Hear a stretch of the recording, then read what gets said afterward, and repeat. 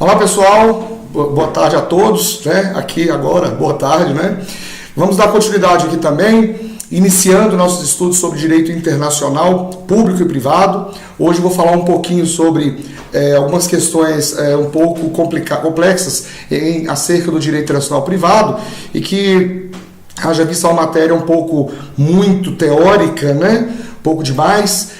Isso causa uma certa repulsa nos acadêmicos, né, que estuda para concurso público também, né? E uma das dúvidas maiores quando a gente estuda dentro do direito internacional privado, que estabelece relações entre pessoas físicas ou jurídicas, né, no plano internacional, quando estão em países diferentes e celebram contratos ou têm relações jurídicas entre si, em qualquer área do direito privado, direito de família, direito contratual, negocial e por aí vai. Uma dúvida que sempre paira é em relação no que diz respeito à estrutura da norma de direito internacional privado. Tá? E a estrutura da norma de direito internacional privado, ela basicamente explica o seguinte, que a norma de direito internacional privado, ela é trazida, no caso do Brasil, pela Lei de Introdução às Normas de Direito Brasileiro, né? A LINDB, aquela antiga lei chamada de Lei de Introdução ao Código Civil, né? Que mudou o nome, o Legislativo mudou o nome dela para Lei de Introdução às Normas de Direito Brasileiro. Ela, a partir do artigo 7º ali e seguintes, ela vai estabelecer as normas de direito internacional privado. Aí, desculpe que minha fonte acabou, eu vou ter que parar. Então vamos dar continuidade, pessoal, hoje falando sobre direito internacional privado, trazendo alguns detalhes sobre essa matéria, que às vezes, por ser demasiadamente teórica, causa uma certa repulsa, né, em compreender, uma matéria que destoa um pouco daquela questão cotidiana do direito penal, do direito civil e por aí vai. Mas vamos lá, estrutura da norma de direito internacional privado, é uma parte que mais confunde a cabeça das pessoas. Vamos entender da seguinte forma. A norma de direito internacional privado no Brasil é trazida pela Lei de Introdução às Normas de Direito Brasileiro. Aquela lei que antigamente ficava lá no início do Código Civil, que chamava Lei de Introdução ao Código Civil, que mudou de nome para Lei de Introdução às Normas de Direito Brasileiro, não é isso? Então, esta lei, a partir do artigo 7º e seguintes, vai estabelecer as normas de direito internacional privado. Tá? E aí eu tenho que entender o seguinte, eu vou mudar o nome dessa lei de introdução às normas de direito brasileiro para chamá-la, a partir de agora, de norma indicativa. Porque, na verdade, ela indica ao aplicador da lei, no caso o juiz, como irá proceder diante de um determinado processo que envolva partes com nacionalidades diferentes. É para isso que serve essa norma de direito internacional privado. Eu tenho o direito brasileiro, eu tenho o direito americano, um brasileiro celebra um contrato com um americano, e aí, um descumpre o contrato. Qual país vai julgar? Qual ordenamento jurídico vai julgar? Né? Para isso que serve o direito internacional privado. Para dizer onde você propõe a ação, irá julgar. Mas de acordo com que regra? Com a regra dos Estados Unidos? Com a regra do Brasil? É aí que entra a norma indicativa, que no nosso caso é a lei de introdução às normas de direito brasileiro, para indicar a esse magistrado como proceder nesse ou naquele caso. Ok? Então vamos ver aqui na nossa lousa. Veja bem, eu vou colocar da seguinte forma. Norma indicativa. Leia-se LINDB, tá? Que é a nossa Lei de Introdução às Normas de Direito Brasileiro. A norma indicativa, ela tem no seu bojo os seus elementos de conexão, vou colocar assim, conexão, e também os objetos de conexão. O que é isso? Bom, primeiro nós vamos falar sobre os elementos de conexão, tá? Vou até pôr em vermelho aqui, o elemento de conexão. Doutores, o elemento de conexão é justamente a indicação a partir da observação do objeto de qual regra aplicar o caso concreto, tá? Eu vou fazer o seguinte, eu vou fazer o contrário, eu vou começar pelos objetos de conexão, se vocês me permitem, que depois fica mais fácil compreender o elemento de conexão, tá? Então vamos ver aqui, ó, o objeto de conexão, tá? O objeto de conexão, tá? Ele é a matéria que se liga ao caso concreto. Então vejam bem, quando eu falo de direito internacional privado, eu estou discutindo sobre questões de direito privado. Qual ramo do direito que tem ligação com o direito privado? O direito civil e o direito empresarial, mercantil, não é isso? Então, o direito internacional privado ele se preocupa com as questões privadas. As questões públicas são lá do direito internacional público, tá?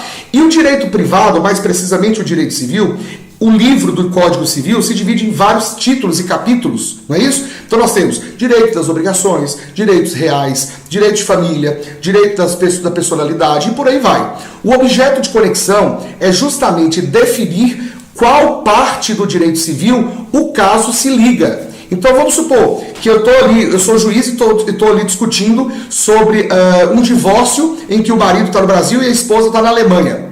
Qual o meu objeto de conexão? Direito de família, porque tem a ver o quê? O caso concreto tem uma ligação com o direito de família e o direito de família é um dos ramos dentro do direito civil, é o meu objeto de conexão, é o meu objeto que conecta uma pessoa a outra. Foi o casamento, e o casamento quem trata é justamente o direito de família, ok? Então o objeto de conexão faz alusão à matéria. Então se eu celebrei um contrato com o João para a compra de 1000 pares de sapatos, e o João é um italiano, tem uma fábrica de calçados lá, no meu contrato com o João, tá?